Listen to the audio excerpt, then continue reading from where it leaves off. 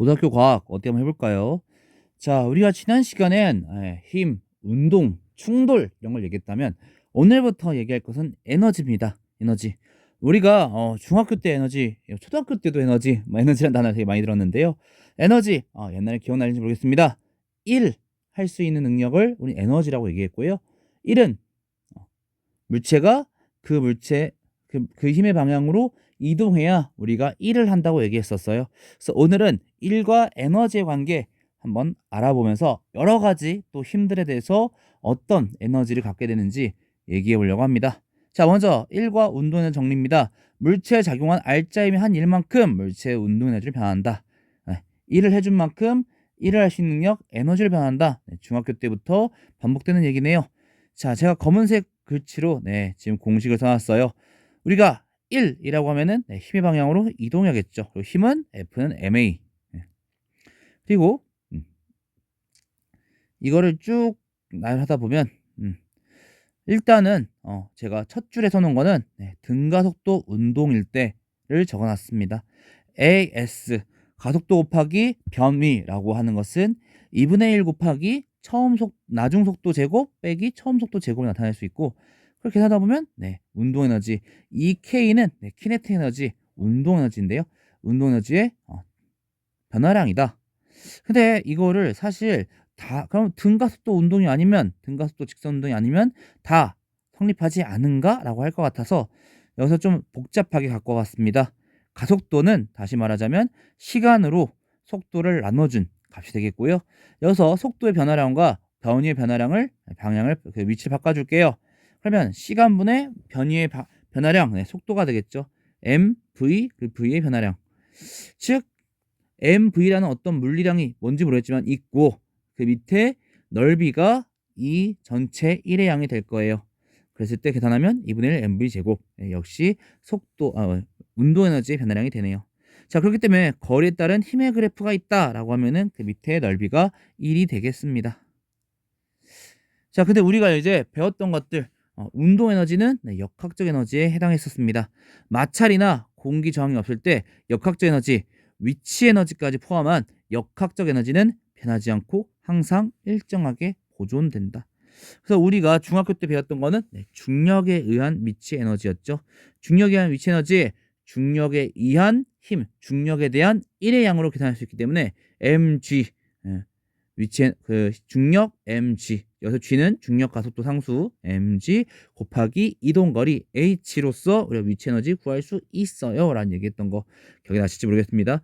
힘이 상수다 보니까 힘과 거리 그래프에서 아래 넓이가 1, 결국 mgh가 되겠죠.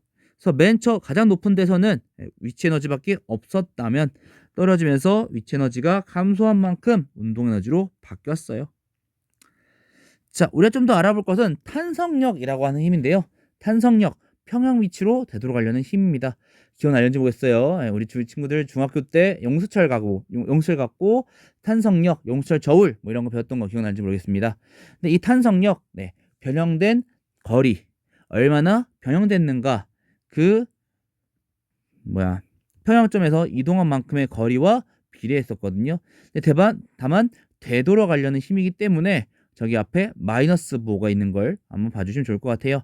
평형상수 K 곱해서 탄성력의 크기는 이 벌어진 혹은 늘어난 줄어든 거리에 비례해요. 그래서 F는 마이너스 KX로 쓸 수 있고, 여기서 역시 탄성력에 의한 위치 에너지 1로서 계산할 수 있을 것 같아요.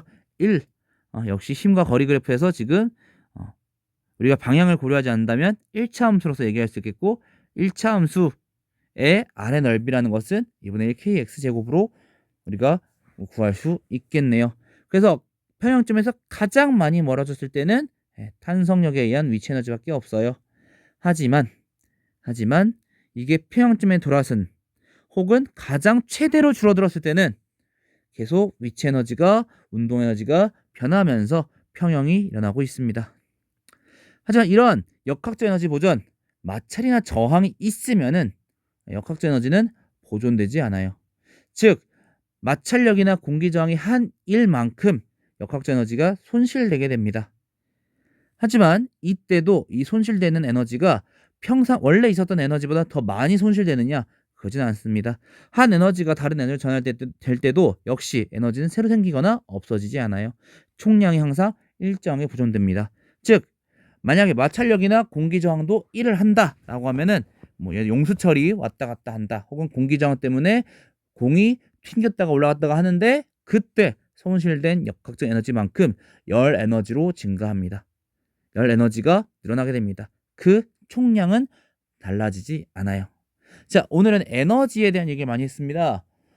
사실 우리 친구들이 이미 중학교 때부터 연거푸 많이 배웠던 얘기 때문에 또 에너지야? 또 운동량이야? 아유, 힘도 모르겠는데 잘 모르겠는데 하지 마시고 이제 우리가 계속 쓸 수 있는 툴들이 도구들이 생기는 거예요.